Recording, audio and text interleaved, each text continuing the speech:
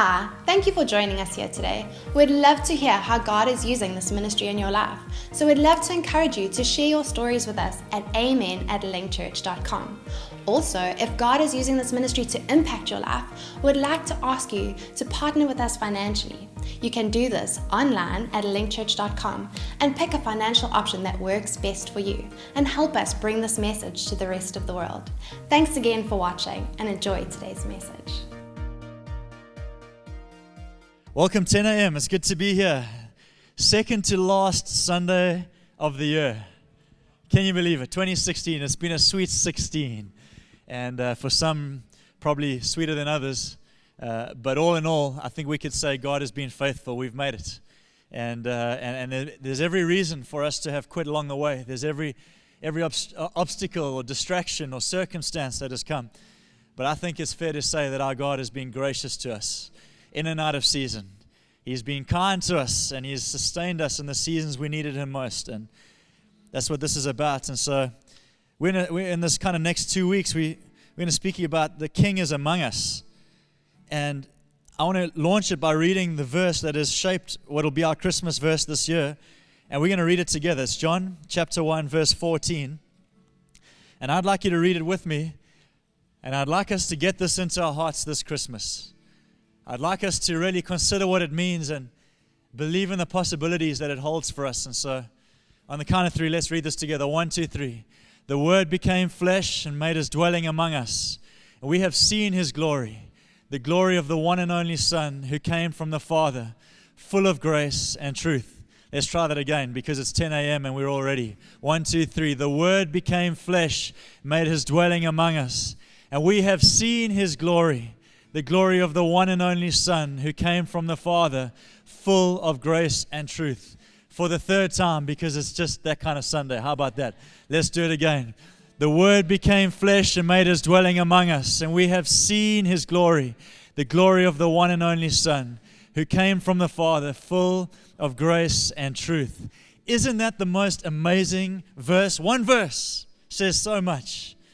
And it's the verse we've chosen to frame and to shape our Christmas this year, because I think perhaps the greatest miracle of Christmas, if I could say it myself, is not that, we get to remind ourselves that Jesus came to save us or to win us over or to make a better way, but that somehow the King of Heaven would make the choice to be amongst us people on earth.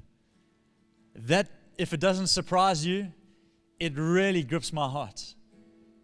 That the God of all creation, the God who spoke everything into existence and into being, the God whose words create worlds, the God whose power is unimaginable, whose presence is all over.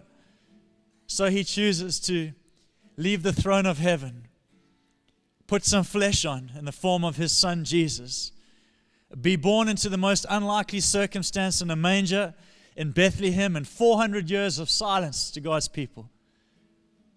Darkness all around, and it says the Word became flesh. The Word which created the world put skin and bones on so that He could move amongst you and I.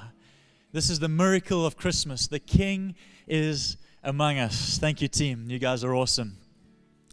Can get a few moments rest, and I'm going to try and speak around this theme for just a moment. And the title of my message, and in the first service, kind of God dropped this idea in my heart and felt like I needed to change the title of my message for the second service. So the title of my message is simply this: Bust Out the Box.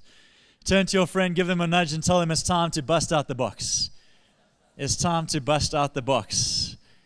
It's kind of appropriate, being Christmas and all that. There'll be some gifts and presents and boxes, and might as well kick a few and open them up. And it's time to bust out the box. It's time to bust out the box. Who's excited for Christmas? Who enjoys this time of the year? You had fun at Carol's? Me too. It was fun. And our food truck's just about sold out, which tells me you people are hungry and it's time to celebrate. That's a good story right there. I was on the beach on Friday. It was so windy. It was so terrible. But I was on the beach anyway because it's Christmas and you can do these things at Christmas. And hey, listen, our prayer for you as a church as we go into this time frame and season is that you would find rest. Next weekend, I'm actually going to speak about the importance of rest. How many of you know we all need a good old rest going into 2017? And I know that some of you think it's going to happen by kicking back in your deck chair and staring at the pool. And yes, there'll be some rest in that, but I want to teach next week about active rest, about the rest God calls us to, and believe that it would give us something special for 2017. I don't want to ask who's excited for 2017 yet, because I know I'm fired up, but I feel like we need to just go through 1 or 2 weeks slowly and come back strong. On the 1st is a New Year's Day. I want you to know there will be no church here, as we said just now, but there will be a message that goes out on our live feed on Facebook. Something that God has put on our hearts that will, I think, help you transition into the new year and new season, a real New Year's message. And so from the book of Joshua, has been really speaking to us, God has, through the book of Joshua. So on New Year's Day, be sure to check out our Facebook feed and take a moment. It'll be about a 20-minute message, nice and short, so that you can get to the beach. How's that sound? But take a moment with your family, with your friends, put it on TV, do what you can, and be inspired, be encouraged, be equipped, be equipped to move into what the next season holds, right? Because we know that, God has great seasons for His people, but every season requires preparation. And so before we move into 2017, let us allow ourselves to prepare ourselves for what that season holds. And so rest being one of those things, but check out our Facebook feed. I believe a message that will inspire you. But as we said just now, I want to speak about busting out the box. John 1:14 is quite an amazing scripture because it speaks about how heaven would become a part of earth. Not that it hadn't been. God had spoken earth into existence. He had formed and fashioned man and breathed into us. And we were a living example of His colorful life that came from heaven. And so it says we had the image of God in us, and that was obviously broken through man's sin. And God, for thousands of years, there would be this cycle of man wanting to please God in his own efforts, never being able to. And through Jesus, He took care of everything we couldn't, so that we could enjoy the presence of God forever. And so the story of Christmas is a profound story for me. I want to talk about 3 things today. The first thing is this, that we live in a kingdom of 2 worlds, or a world of 2 kingdoms, should I say. We live in a world of 2 kingdoms that coexist. The kingdom of earth and the kingdom of heaven. The kingdom of earth, I'm told that as people, we're always desiring a king and a kingdom. Somebody to rule and reign, and we never want to be controlled, but we want someone to take care of us. If I told you that tomorrow we could put in place a king over our nation that would promise provision and protection for His people without any delay, it would be guaranteed for the rest of your days. You know what? You wouldn't even think about Australia. You wouldn't care less about Brisbane and the Gold Coast and Noosa and all the cool things that happen there in the perfect world of paradise. You would never have even tried the green card lottery for America.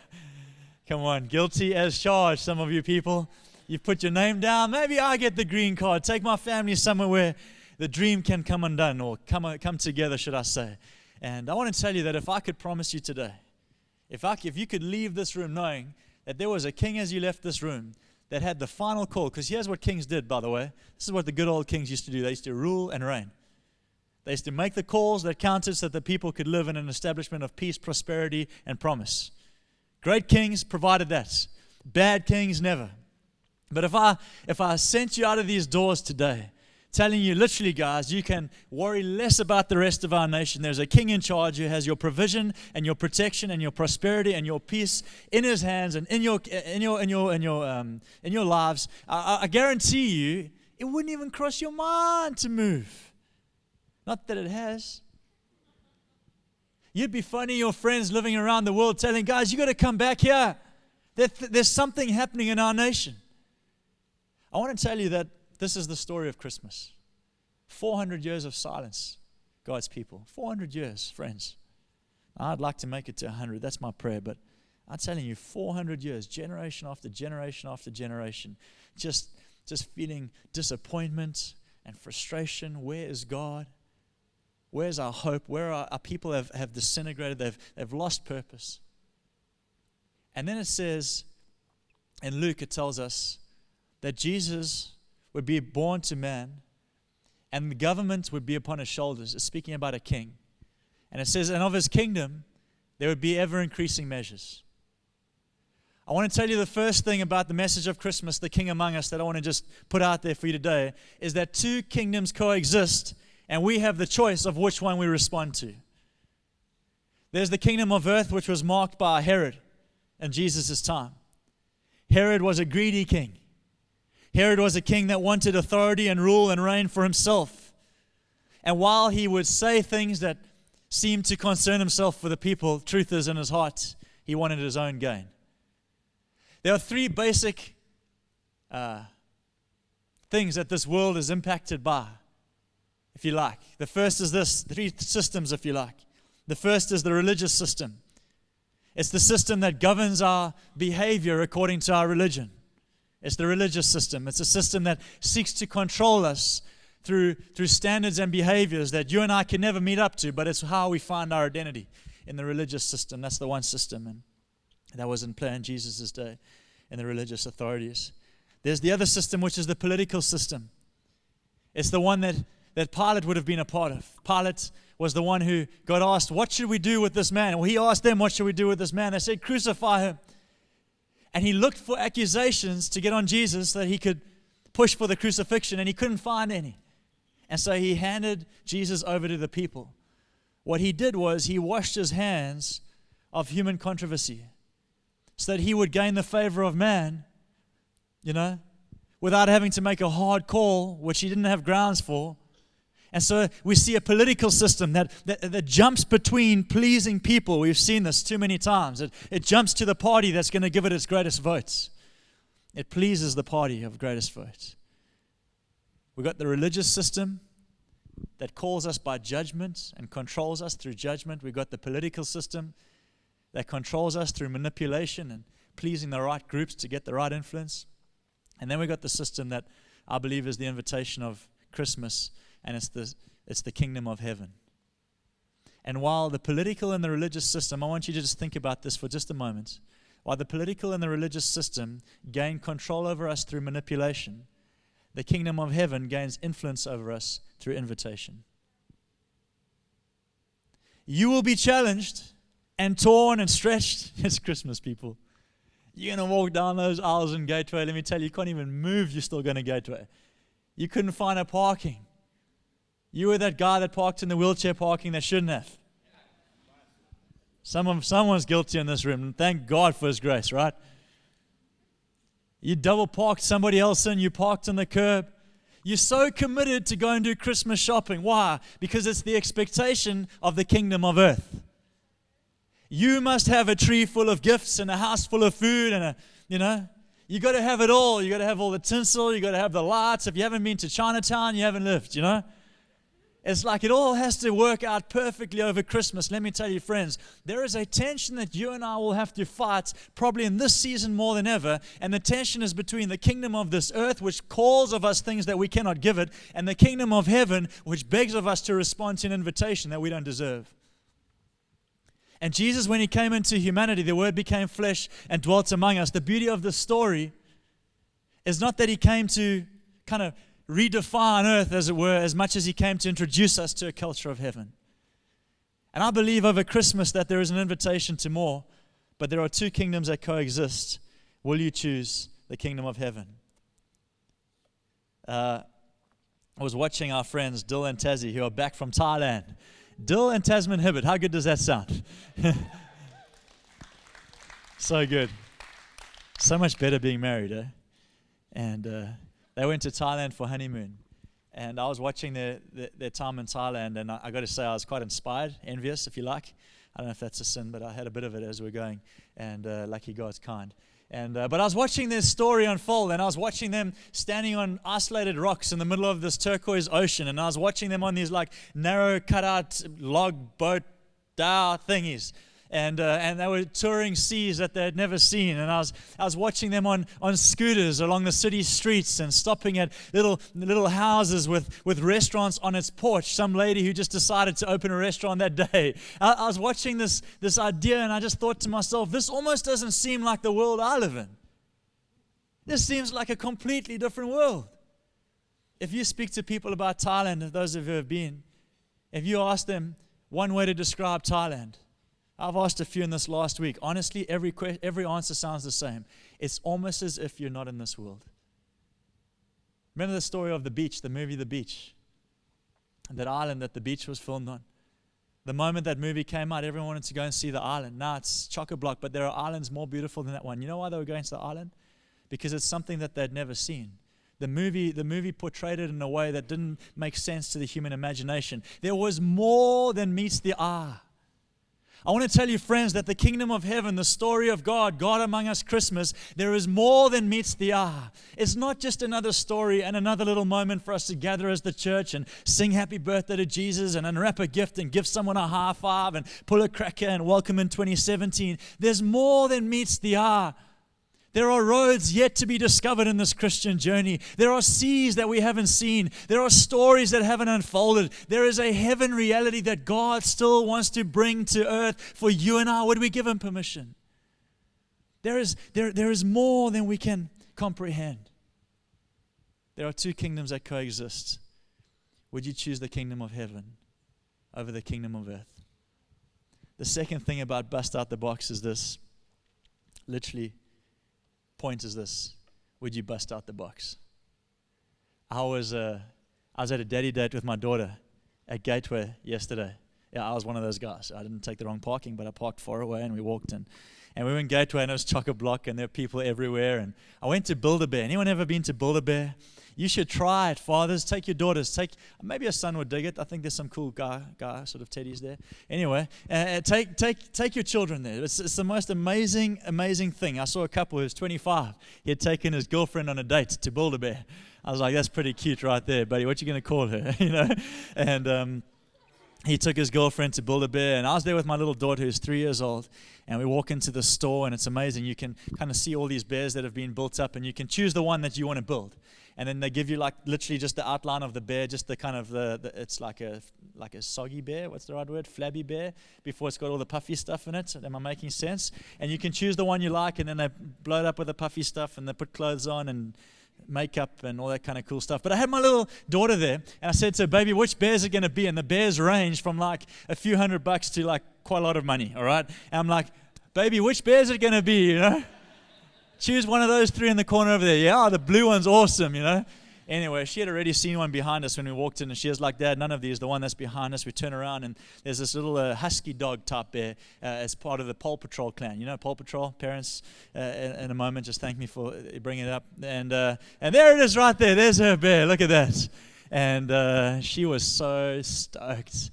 And so we get this bear, and we've got to put the fluff in it, and she's kind of like excited, but she's also like nervous, but she's with Dad, so it's like awesome. And we go there, and we have to stand on this little machine, and it blows the puff into the bear, and you can choose how soft you want it to be. You know, it's like you can choose, and you got to squeeze it, and then they give you the little bear heart. They're so clever, these people. They just think of everything. $50 for a bear heart. And you give it a little bear heart, and you rub it in your hands. You know, they tell you, hey, rub it on your cheek, get to know your bear. You know, rub it on your forehead, remember your bear. You know, those of you who've never been to Build-A-Bear think this is crazy, but you should check it out. It's actually really awesome when you're there. I even asked if I could do it hot. And you rub it on your nose, and then they squeeze it into your little bear that you've just blown up, and bear's coming together, and bear's got a heart now, and so you have a connection to bear. And it's just so cute, you know. And they're like, do you want your bear to smell like anything? I'm like, yes. She's 3, I'm 33, but I'm feeling it. And I'm like, yes, I want the bear to smell like something. And so she's like, okay, you got candy floss, strawberry, and bubblegum. I'm like, bubblegum, you know. And me and my daughter, we like, bubblegum. Where you want the bear to smell? And they stick this like smelly stick in, and it comes out, she says, by the nose. I want my husky his nose to smell nice, you know. So they put the bubblegum in, and you can smell the little husky's nose. And man, this little moment. I promise you guys, Anna walked in like stoked to hold my hand. She's like, no, like she's like levitating. She's like, in the nose. She's so excited. So excited. Go and choose the bear some clothing. So off we go, and we choose the bear the clothing that you saw on the screen just now. It's got like this little jetpack, and you get to give the bear a little bear bath. You know, can you believe it? And you actually blow air. You just literally blow air, and then you scrub the bear and give the bear bath, and you put the clothing on, and it's like, I want a little hat for the bear. It's a little husky. And then so what are you going to call your little husky? Or what are you going to call your little bear? And so Anna says, Ella. I said, baby, that's such a cool name. Why you want to call it Ella? She's like, Daddy, I don't know, just Ella's a cool name. I'm like, Ella. I'm like, all right, we're going to call the little husky Ella. And me and Anna, we take her hands, and we just like, honestly, guys, we're having the most fun ever. You should do it, dads. And I take her across, and you sit down at the station, and you start to type up the bear story.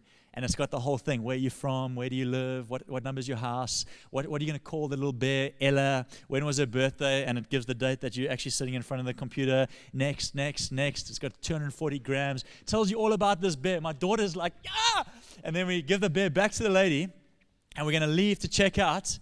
And on the way out, what they do is I get to the counter and they take the bear and they put this little bear into this little box and they wrap it up and they stick his little nose out the front and they put it next to me at the counter. And Anna, who's been dancing around like bear, gives it back to them and they put it in the little box. And Anna stands there as I'm paying and she's like,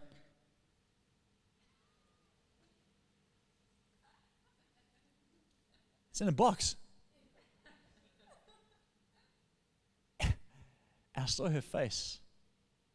And when I saw her face, God started to speak to me. God started to show me how the kingdom of heaven has come as an exciting adventure, as a world of opportunity. And we may have started out a little bit kind of like loose and lacking a little bit of fill, but He fills us up. He gives us His presence. He warms us up. He washes us in air, which is grace. He sets us up for this awesome story. And he positions us and He takes us through. And in Peter's story, He even gave him a new name. He called Simon, which meant shifty, Peter, which meant rock. He redefined him as He does to us. And she takes this little husky bear whose name was something no one even cares about anymore because now in our house the name's Ella. And He redefines us as she redefined him. And He moves us from station to station, from grace to grace, the Bible tells us. And He brings us to church and He gives us life and He shows us our gifts. And we start to serve in our gifts and contribute to the kingdom. And we start to come alive. And then we stand before man in moments. And it's like the box just quieten down. That's enough now. Man, that's not the Christmas story. Man, that's not the Christmas story. And as I stood there next to my daughter, I actually was heartbroken because God was showing me what happens to us. I stood there next to her. I said, baby, you want to get this bear out the box? She's like, yeah. I'm like, all right, my baby, take the bear out the box. And I promise you right now, there weren't enough split seconds to break down the speed at which she took that bear out the box. And when she had taken it out the box and she took its certificate and she held it next to me, she's like, yeah. And that's where we got the photo from, when she actually got to hold her bear again, experienced the joy of Build-A-Bear again. And I looked at the box, I said, baby, we're not going to need the box anymore, are we? And she's like, no, Daddy. And you know what I did? I just crushed the box. I was so full of faith in Build-A-Bear. Those people behind the counter thought I was crazy.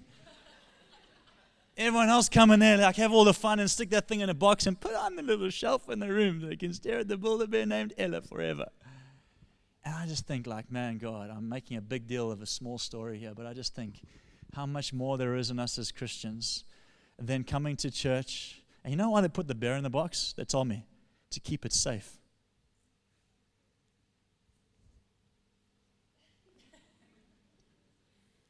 And I feel like actually the same thing God is doing in us week in and week out. We come to church sometimes. I know it's not you, but maybe I'm speaking to someone today. And we arrive at church because there have been so many things fighting for our lives.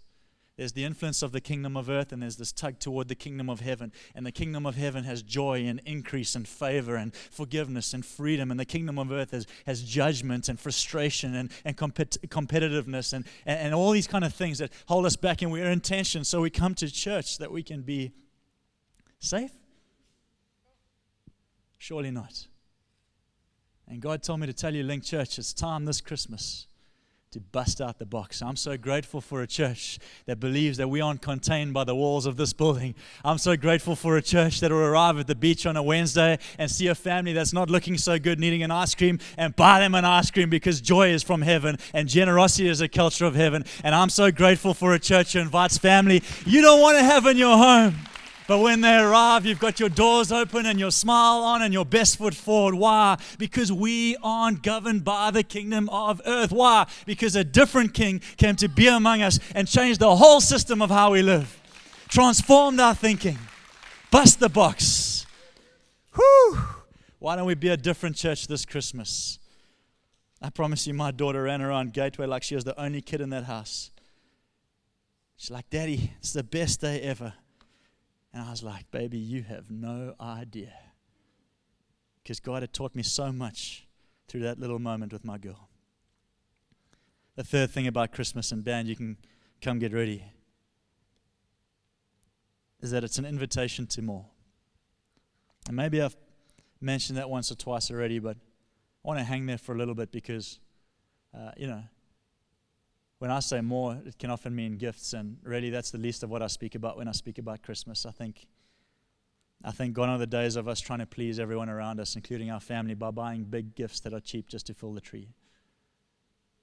I think gone are those days. I think welcome in a day where it's actually, this is who we are, this is what we have, and this is the best we have to offer. I think, friends, you need to be set free of the kingdom that governs your response here on earth. And you need to be invited into the kingdom that welcomes you into a different type of reality because of heaven. And I pray that as a church, we don't get caught up in the political and religious ways of this season that control us and govern us and squeeze us into boxes. But I pray that we would give ourselves in surrender to the Son and the King of Heaven, that all He asks for is for us to respond and invite Him into our lives so that He could influence us with more. Maybe it's been a long year for you. I'm pretty sure not every single one of us in this room could check this year off as the best year ever. Sweet 16, best year ever. I think there's good reason to appreciate the year. I think there's good reason for us to not write it off as a terrible year. I think there's reason for us to find the good in the year. I think there's something to be said for those who would choose not to ignore it because of the pain, but actually embrace it because of some of the privileges. I think there's something to be said for those who would not focus on the problems of the year that's gone by and write it off and actually start to remind ourselves of the promises God has fulfilled in the year. I think there's something to be said of that. But I want to say that at Christmas there's an invitation to more. And whether it's been a good year or a bad year, an in-between year or a nothing year, there is an invitation for more. The Word of God became flesh and made His dwelling among us. How many of you know that wherever Jesus went, crowds went? How many of you guys know that that's because what He represented was not what they were used to? How many of you know that where Jesus started out with 12 men who were ordinary fishermen, He ended up with a couple of thousand on the hill that were hungry, and He fed them with 5 loaves and 2 fish? How many of you remember the story of Jesus rocking up at a wedding feast? And the wine had run out, and He took 6 jars, I think it was 6, 7 jars, and He turned them into wine, and He changed the whole culture of the party. He turned it on its head. How many of you know that wherever Jesus went, things happened? You know why? Because He represented a system that was not what they were used to. He accessed what was impossible to access here on earth. And we could spend our lives trying to access what God has for us by doing what we can. But this is an invitation to more, friends. Christmas, one man said, is a higher calling. To receive Jesus as a Savior is the starting point to receiving Him as the Son, which offers us all that heaven has to offer through the Father. There is an invitation to more. There is something about opening that present that fails and pales into insignificance compared to unleashing the gift that we have in the grace of Jesus. There's an invitation to more, and everywhere Jesus went, crowds would follow because He represented a system that they were unsure of and not used to. That's why people come to church, because they're not used to being loved like this. That's why people, when they drove in this morning, one guy met him briefly. He said, "Are you guys always like this?" I said, "Like what? I'm not sure what you're referring to." He said, "Are you always upbeat and excited and happy?" I said, "Fact is, it's the back end of a year. You're probably seeing at our worst." I was so proud of our volunteers right then. I wanted to tell him, you've never met these kind of people in your life. I bumped into a young man just now. He was outside. He's sweating. Just now when I said hello, he said, "Hang back, but I'm sweating." I'm like, "Give you a hug anyway, because you've been standing outside in the heat of the sun, smiling at visitors." Let me tell you, people come to this church. They're not sure what's going on, and they invite their friends. It's like, I've never seen this system operate before. I've never seen someone sacrifice a Sunday to make my life a pleasure. I've never seen someone stand at the doors and welcome you with a glowing smile and a readiness to serve. I've never experienced family like this before. Friends, in this house, we are accessing a whole nother system. And this Christmas, the invitation is for you to do the same.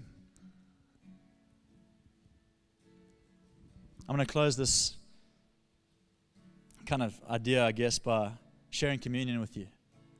I thought it would just be appropriate that we take a moment to celebrate what we keep saying, that the King is among us, but maybe the meal of communion is the best possible way we know how to do that. So as you walked in, you would have got a cup, and why don't you just stand with me? We're going to do it in an attitude of faith, which is to stand and be ready to receive. There are two kingdoms that coexist. Choose heaven. It's time to bust out the box. You weren't born for mediocre. There is an invitation to more. And this meal is a more meal. This is no ordinary meal we've come to realize here at Link Church. Maybe the meal itself holds power and significance to the one who gave us this meal, Jesus. And actually, when you receive this meal, what you're receiving by faith is Jesus, and you're responding to the story of Christmas, that God actually, a different kind of king came to invite us into a different kind of world. And yes, we may be stationed here on earth, but our hearts are set for a lifetime in heaven. And so God, I just pray that as everyone receives this meal now, that you would reawaken in them the invitation to more. That you would reawaken in your sons and daughters, God, that there is a higher calling on their lives. And regardless of what the year past may represent, God, there is a great inheritance for your children. And God, I pray refreshing over every soul, every heart, every body right here now. In Jesus' name, may this Christmas season be one of responding to the gift that was given from heaven, God, that it may unleash and unwrap itself in new and exciting and unimaginable ways. God, would you bless your people right now in this moment as we receive this meal? God, would the miraculous take place in our hearts?